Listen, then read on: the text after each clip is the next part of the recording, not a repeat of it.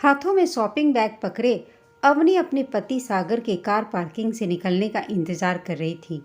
पूरा दिन बाहर घूमकर वह काफी थक गई थी, पर बहुत दिनों बाद सागर के साथ अकेले वक्त बिताकर उसे बहुत अच्छा लग रहा था। वह और सागर आज दोपहर ही जयपुर पहुंचे थे। कल उसकी शादी की सालगिरह है। सागर की मां ने जिद करके दोनों को 2 दिन के लिए घर से बाहर भेजा था। अवनी का बेटा मनु को भी उसकी मां ने बहला फुसलाकर अपने ही पास रख लिया था। ओह सागर, भी कितनी देर लगा रहे हैं? जल्दी से होटल पहुंचकर माँ जी को फ़ोन करती हूँ, कहीं मनु उन्हें परेशान न कर रहा हो। उसने कहा भी था कि इस तरह आप दोनों को घर में अकेला छोड़कर घूमने जाना क्या अच्छा लगता है। पर माँ जी कहाँ मानने वाली थीं, तुरंत बोली थीं, क्यों नहीं अच्छा लगता है? अभी तुम दोनों की उम्र ही क्या है? अभी नहीं घूमोगे फिरोगे तो फिर क्या बुढ़ापे में घूमोगे? वैसे भी तुम दोनों अपने काम में इतने बिजी रहते हो, एक दूसरे के लिए वक्त ही नहीं मिलता है। अब जाओ मनु को मेरे पास छोड़ जाओ, हम दादी पोता मिलकर खूब मजे करेंगे। अवनी अपने ख्यालों में खोई हुई थी, तभी सागर कार लेकर आ गए। सारे शॉपिंग बैग अंदर रखकर वह कार में बैठने ही वाली थी कि पीछे से आवाज़ आई, अरे अवनी, तुम यहाँ? तुम तो पहचान में ही नहीं आ रही हो, बिल्कुल ही बदल गई हो। जानी पहचानी आवाज़ सुनकर अवनी पीछे मुड़कर देखा तो राहुल एक महिला के साथ खड़ा था, जो शायद उसकी पत्नी होगी। मैं तो बिल्कुल वैसी ही हूँ, बदल तो तुम गए हो राहुल। मैं आज ही यहाँ अपने पति के साथ आई हूँ, इनसे मिलो। यह है मेरे पति सागर। और हाँ सागर, यह राहुल है, मायके में हमारे पड़ोस में रहते थे। अवनी ने अपने पति को सागर से मिलवाया। जल्दी से बताकर वह कार में बैठने लगी। तब तक सागर बाहर निकल आए और बातों ही बातों में पता चला कि वो लोग भी उसी होटल में ठहरे हुए हैं। बस फिर क्या था, सागर ने उन्हें अपने साथ डिनर करने का निमंत्रण दे दिया। उसके बाद अवनी और सागर कार में बैठकर वहां से निकल गए। रास्ते में अवनी ने सागर से कहा, क्या ज़रूरत थी उन्हें डिनर के लिए बोलने की? हम दोनों यहाँ एक दूसरे के साथ अकेले वक्त बिताने आए हैं, अब बस औपचारिक बनकर बैठे रहो। सागर ने कहा, अरे यार, आखिर वो तुम्हारे मायके वाले हैं, इस नाते इतना तो बनता ही है। फिर अभी तो हमारे पास कल का पूरा दिन पड़ा है। सागर ने अवनी की तरफ प्यार से देखते हुए कहा। होटल के रूम में आकर सागर तो टीवी देखने लगे। अवनी फ्रेश होकर बालकनी में आ गई। वह नहीं चाहती थी कि उसके मन में जो उथल पुथल चल रही है उसकी भनक सागर को लगे।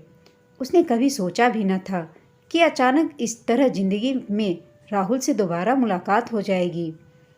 अपने जिस कल को वह अभी तक भुला नहीं पाई थी, उसे अचानक सामने देख उसके पुराने जख्म फिर से हरे हो गए थे।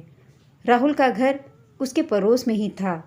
दोनों की माँ आपस में अच्छी सहेलियाँ थीं, इस नाते एक दूसरे के घर में आना जाना लगा ही रहता था।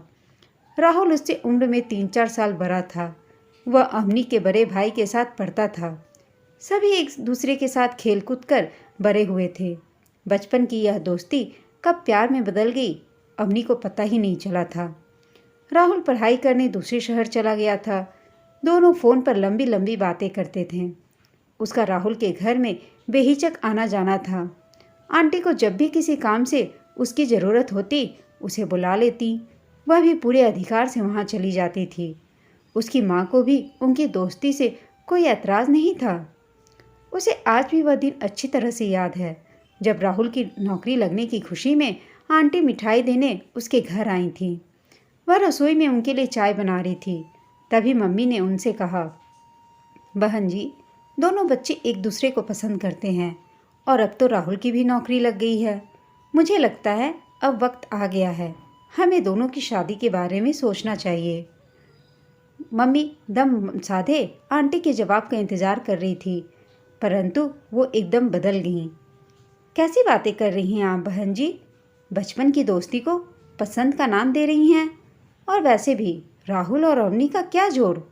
मैं तो बिन बाप की बच्ची समझकर उससे हमदर्दी रखती थी। राहुल के लिए तो एक से एक बढ़कर सुंदर लड़कियों के रिश्ते आ रहे हैं। सुंदर सी बहू आएगी तो बच्चे भी सुंदर होंगे। यह सुनकर अवनी के हाथ से चाय की ट्रे छूटते छूटते बची। उसने कभी सपने में भी नहीं सोचा था कि दिन रात उसके काम की तारीफ करने वाली आंटी इस तरह बदल जाएंगी। आज अवनी का सांवला रंग उसके सारे गुणों पर भारी पड़ गया था। उसे आखिरी उम्मीद राहुल से थी, पर उसने भी मुंह मोड़ लिया और एक अमीर घराने की इकलौती सुंदर बेटी आकांक्षा को अपनी पत्नी बनाकर ले आया। उसके बाद उसने राहुल की शक्ल तक नहीं देखी।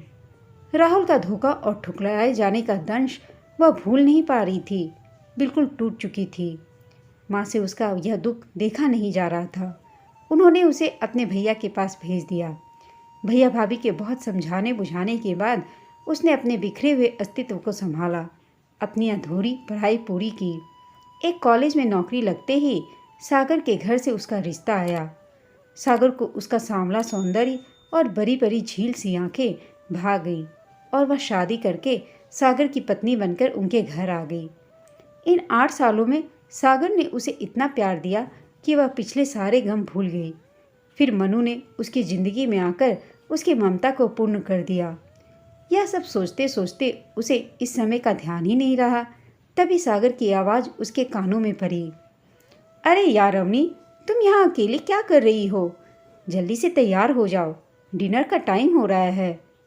बहुत दिनों बाद आज वह पूरे मन से तैयार हुई। सागर की पसंद की लाइट ब्लू कलर की साड़ी, हल्के मेकअप और बालों को खुला छोड़ कर वह सागर का हाथ पकड़कर बाहर आ गई, जैसे राहुल को दिखाना चाहती हो कि सागर उसे कितना प्यार करते हैं। आज तो लगता है कि जयपुर में बिजलियां गिरकर ही मानेंगी। सागर उसे छेड़ने लगे तो अवनी शर्मा गई। बाहर डाइनिंग एरिया में राहुल और आकांक्षा इंतजार करते हुए मिले। ढीली ढाली कुर्ती और प्लाजो पहने आकांक्षा बहुत ही बेडौल लग रही थी।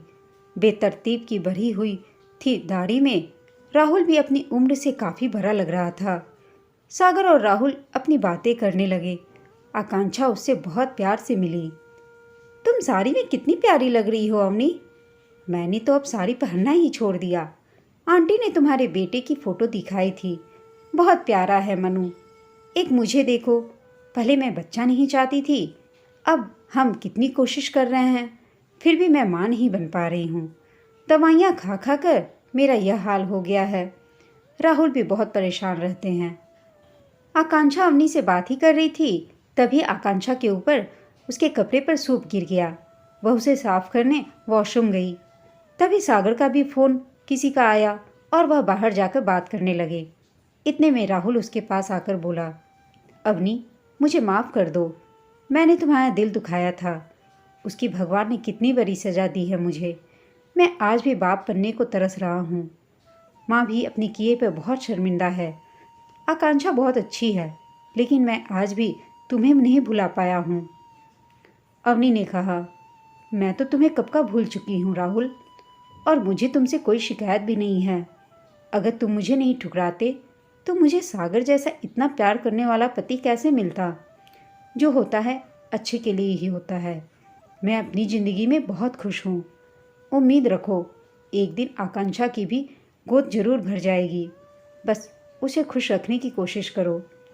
कहकर वह उधर देखने लगी जिधर से सागर आ रहे थे। आकांक्षा को देख आज अवनी के दिल की सारी करवाहट जैसे खत्म हो गई थी।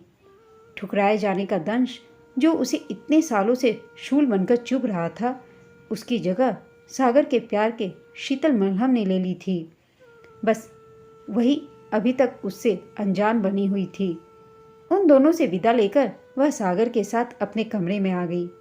आज सागर की बाहों में उसे बहुत अच्छी नींद आई। ऐसा लग रहा था जैसे जयपुर की फिजा उसे बहुत रास आ गई थी। दोस्तों, आपको यह कहानी कैसी लगी हमें कमेंट करके बताइएगा। साथ ही कहानी अच्छी लगी हो तो इसे लाइक और शेयर करना ना भूलें। अगर चैनल पर नए हैं तो प्लीज़ चैनल को सब्सक्राइब कर दीजिएगा। कहानी सुनने के लिए आप सबका धन्यवाद।